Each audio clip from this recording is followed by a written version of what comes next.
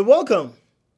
In the past, it has always been said that the place of a woman is in the kitchen or generally taking care of the home front. But with the recent achievements and records that have been set by this present generation of women, it has become pertinent to ask, where is the place of this current generation of women? It is on this note that I welcome you to the program, The X-Ray, on Human Rights Radio and Television. My name is Adeyemi Adeoye. You're welcome. I will be going on a quick commercial break, and by the time I come back, my guests would already be seated in the studio. Together, we will be analyzing and dissecting the topic at hand. Please stay with us. We'll soon be back.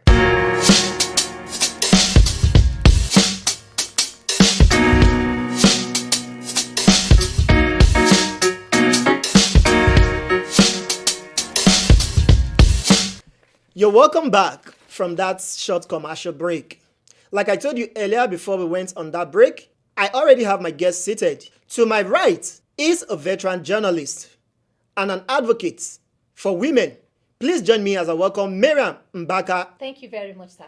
And I must confess, you're looking very, very beautiful. Thank you. To my immediate left is Ponsak Christopher, a public affairs analyst. Ponsak, you're welcome. Thank you for having me. And if you ask me, you're not looking like the whole subsidy issue in the country is affecting you. It's the grace of God. You're looking so fresh. Thank you. You're welcome. Thank you.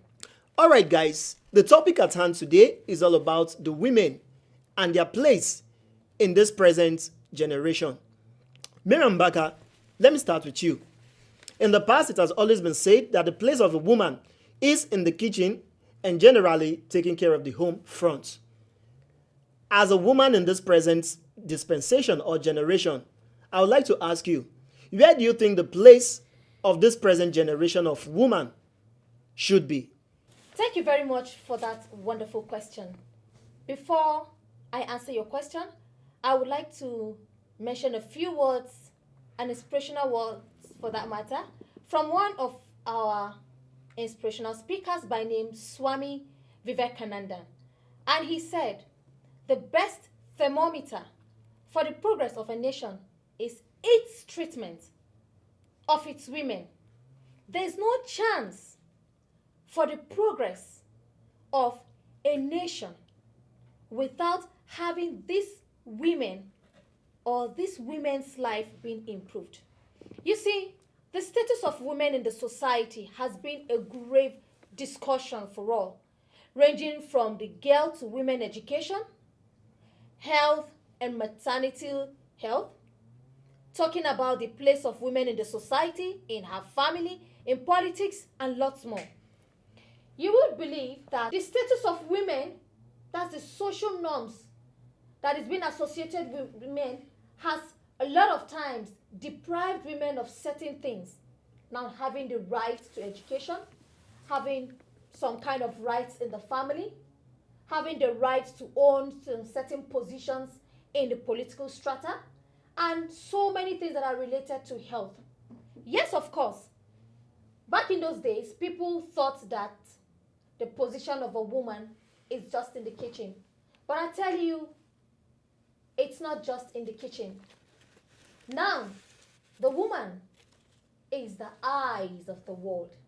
The woman is seen as someone who can make the country go round, who can make the society improve. That is when this woman is given equal opportunity to bring out the potentials that she has in her. Certain things that deprive women from being very useful to the society is when they are being limited to a certain level of being accepted into the society. Take, for instance, now education. In some communities, some women are being marginalized when it comes to education.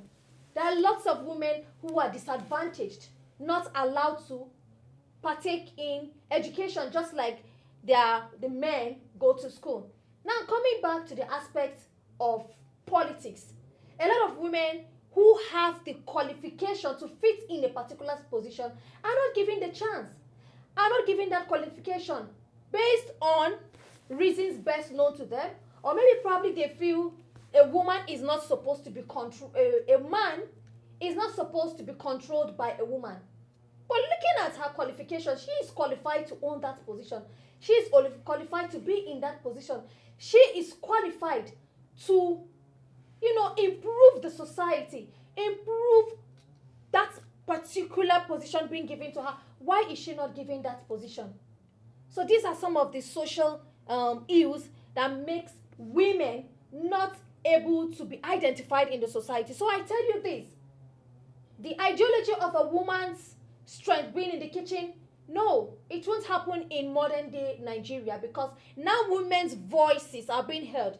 There are lots of institutions now that have come out to emphasize, to advocate for women's voices, to tell the world that educating a woman is very important.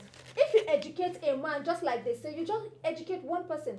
But educating the woman, you have educated the whole universe, because a woman is the mother of all convention. So I believe placing a woman in the kitchen is just like downgrading her.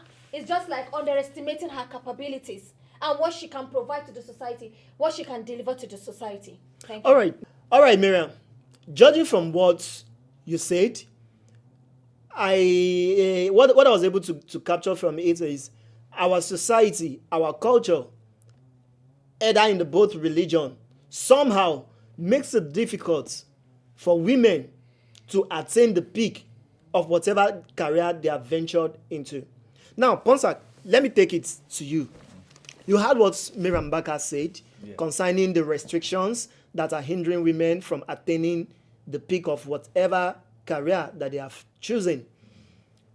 Speaking from a man's eye or a man's perspective, do you think our culture in any way, culture or religion in any way, limits our women from attaining the peak of whatever career path that they have chosen?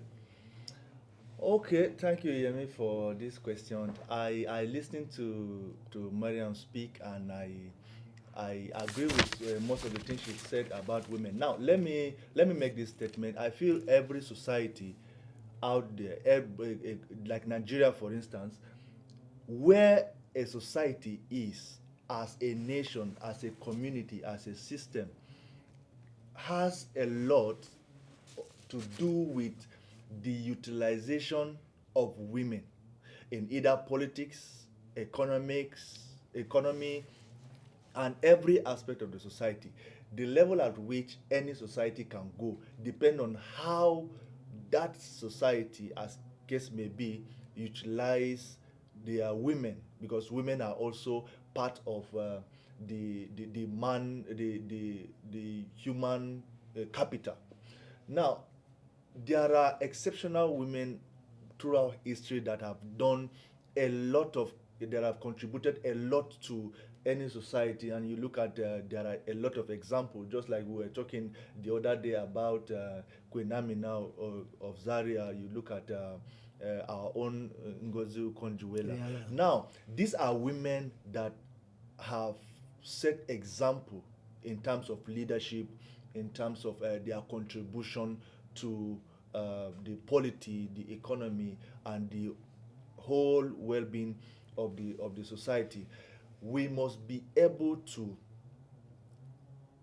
remove a lot of inequality created by the society, be it cultural, be it political. We must be able to look at those systems that hinders a woman or put limitation for women to attain their full potentials. Now, looking at the whole scenario of a woman belonging to the kitchen, that will only tell you that we have not been able to utilize our women well enough to actually give them that platform for them to contribute their quota to the development of this nation and all that. It's pathetic to feel that in the 21st century we still have issues that has to do with women limitation. We still have phrases, we still have statements that that actually relegate women to the background. These are statements, there are one of the two used in colonization is a statement that colonize the mind first. Educationally, just like I give example with the northern part of Nigeria, for instance, I feel, my personal opinion, that the northern part of Nigeria is where it is today because of the fact that from the beginning, from the foundation, we have a lot of issues that has to do with women being enrolled in schools, for instance. They believe that men are the ones that are supposed to go to school and all that. Though I am happy that we are beginning to change this narrative with time. We see women, parents now giving equal opportunity for their girl child and boy child to have equal opportunity to actually have a formal education. These are steps that must be taken by the society to enable women contribute their quota. If you deny the girl child going to school, you are actually creating a limitation for her already. So I feel that women must be given equal opportunity with men. Boys must be given equal opportunity with their boys counterpart to actually compete in education and school, sports, and all platforms that All right, sorry, created Ponsak. for, Sorry. for society. Okay, sorry for cutting you short. Now, is it that our women, because I just heard you talk about equal opportunity for Yes, both yes. the men and the women. Now, what is the difference between giving equal opportunity to both men and women and the gender equality that is being agitated for at some quarter? Is there a difference? just like what I was saying about equal opportunity to school, to education, there is inequality. When I say inequality, I am particular about the inequalities that is socially created knowingly or unknowingly by the society that limit the girl child. By default, there are naturally Hierarchy. gifted abilities that men have, women have, that place them in the society, not undermining the potentials, not undermining their potentials, either male or female, by nature. If you look at our physical appearance, our physical endowment, our physical asset, it has been defined by nature. Men will function in a way, and women will also function in a way. These are what can be taken by the society. Now, there are other socially created hindrances. That is when we now begin to talk about inequality, right? Because if we don't define what inequality is, we will mix it up with the advantages that men have and the advantages of women, what women have over men. There are advantages that a woman have over a man by nature, by default. And there are advantages that a man has by nature, by default, that place him in his position as a man in the society. Now, that is not an issue when it comes to things that we created for women that hinders them. For instance, there are a lot of cultures, there are a lot of cultural practices in our society, especially in Africa, that limits the woman. There are some cultures, there are cultures that they say it's a taboo for a woman to eat certain food. There's a taboo for a woman to experience certain cultural activities. Just like you say, in some society, a woman will not come outside during a festival to see the masquerade and all that. These are socially created All right, Ponsak, by society. all right, thank you so much. Yes, guys, it is still the program, The X-Ray on human rights radio and television. And I've been having the discussion with my guests, Miriam Mbaka and Ponsa Christopher. We've been trying to dissect and analyze the issue of women and how they can attain their peak in their chosen path or career. We'll go on this quick commercial break and I will be back.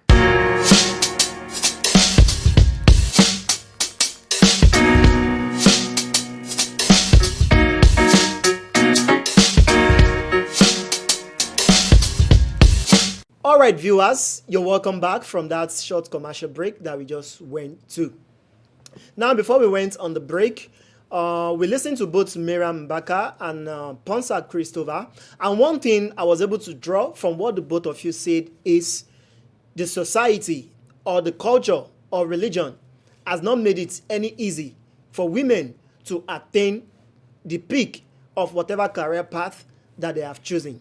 Now, on a final note, Miriam, I would like to ask, since we have both agreed that the society, the culture, or the religious belief at one point or the other makes it very difficult for a woman to attain the peak of her career path, what then can the government do to make it easier for our women to attain the peak of whatever career path that they want to venture into? How can they make it easy for the women?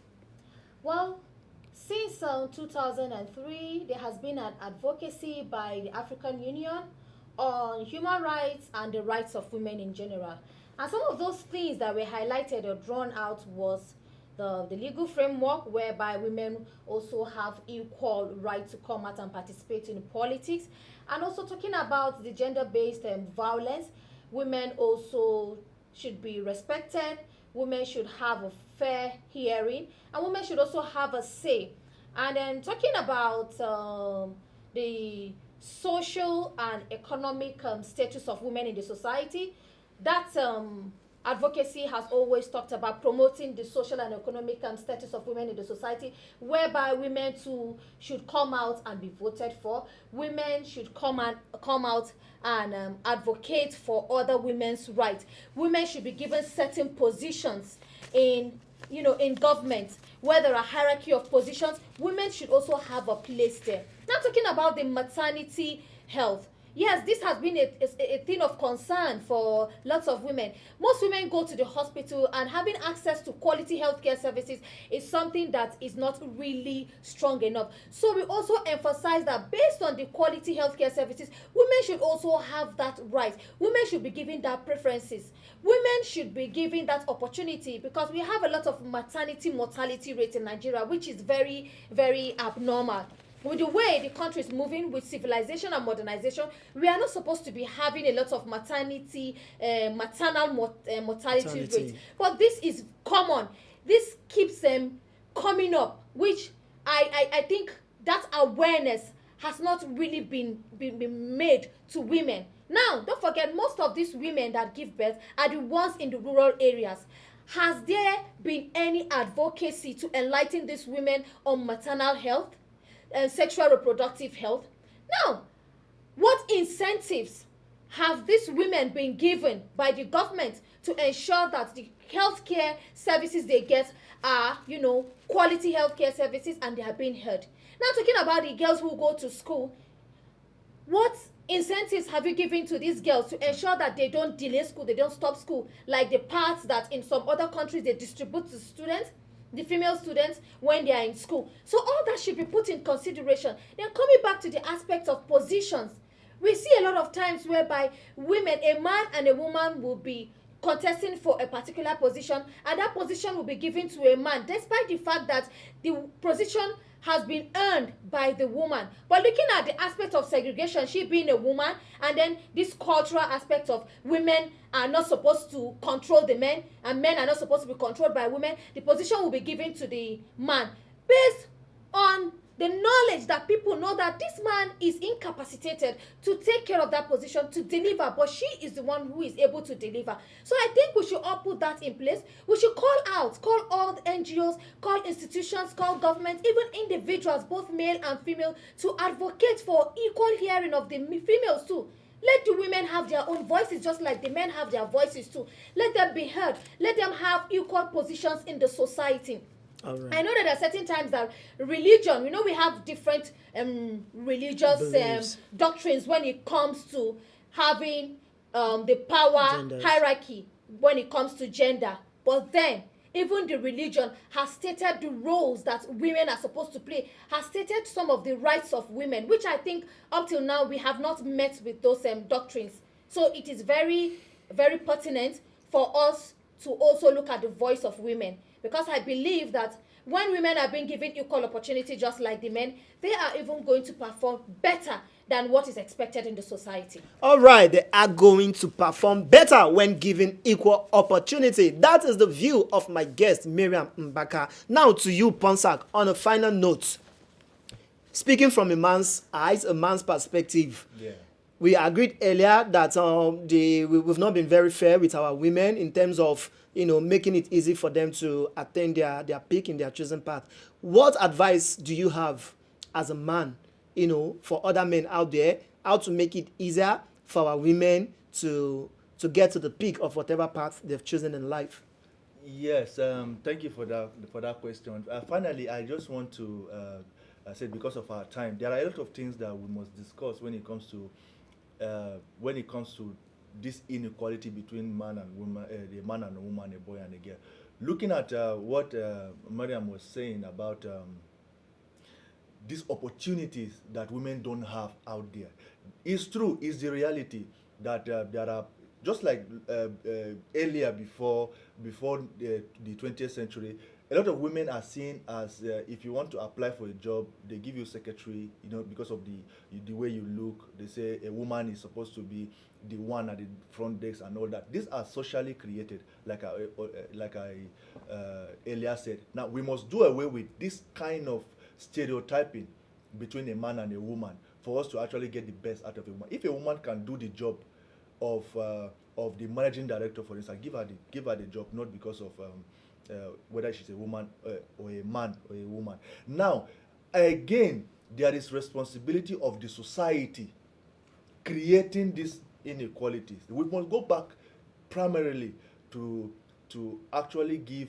the male and the woman and the man equal access to education, bring them up as equally, then allow nature to take its course. If the woman is better in education, allow her get what it is hers, not because she's a woman, but because she can actually do the job. If we can go back to the basics, just like girl child education is doing, getting more girl child into schools and all that. These are steps that must be taken in our educational policies that can give a girl child access to education. And at the end of the day, you allow them compete in a larger market. All right. Thank you very much, Ponsak, for coming on the program. Thank you so much. It's my pleasure having you. Thank you so much, Miriam Baka. Thank you. It's my pleasure having you as well. Thank you for doing justice to the topic at hand today. All right, viewers, it has been said that when you train a boy or a male child, you trained an individual. But when you train a woman, you have just succeeded in training an entire generation. And just like Ponsak said, giving equal opportunity to both the man and the woman and allowing nature to take its course. Yes, it is on this note that we will be drawing the curtain on today's edition of the program, The X-Ray on Human Rights Radio and Television. Thank you so much for staying with us on the program. My name is Adeyemi Adeoye. And until next time, when we bring the program to your way again, stay blessed. Bye.